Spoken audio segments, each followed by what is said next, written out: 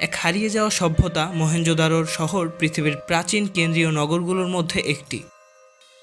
ইন্দু সভ্যতার বৃহত্তম এই নগরী ইন্দু নদীর উপত্যকা ঘিরে খ্রিস্টপূর্ব 2500 অব্দে মহেঞ্জোদারো গড়ে তোলা হয়েছিল, যা প্রায় মিশরে পিরামিড গড়ে ওঠার কাছাকাছি সময়। প্রত্নতত্ত্ববিদদের মতে এর আয়তন, কাঠামো ও নির্মাণশৈলী প্রকাশ করে ইন্দু সভ্যতার উন্নত বুদ্ধিমত্তা ও শক্তিমত্তা। জনপদটির নগরীর পুরো অংশ জুড়ে ছিল পানি ব্যবস্থার উন্নত পরিকল্পনার বাস্তবায়ন।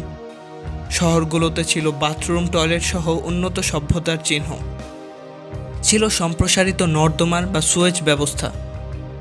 ছিল পানি সরবরাহের জন্য নগরী জুড়ে 7 শতাধিক কুয়া, যেখানে ইন্দু নদী থেকে সরাসরি পানি আসত। জনপদটির মধ্যে কোনো উপাসনা ও শাসন পরিচালনার নির্দিষ্ট স্থান পাওয়া যায়নি, যার থেকে ধারণা করা হয় সভ্যতার মধ্যকার শ্রেণী সমতা বজায় ছিল। গড়ে ওঠার প্রায় 600 বছরের মধ্যেই নগরীটি অবসন্ন হয়ে পড়ে। ধারণা করা হয় মূল পানির উৎস ইন্দু নদীর প্রবাহের দিকের পরিবর্তন এর মূল কারণ।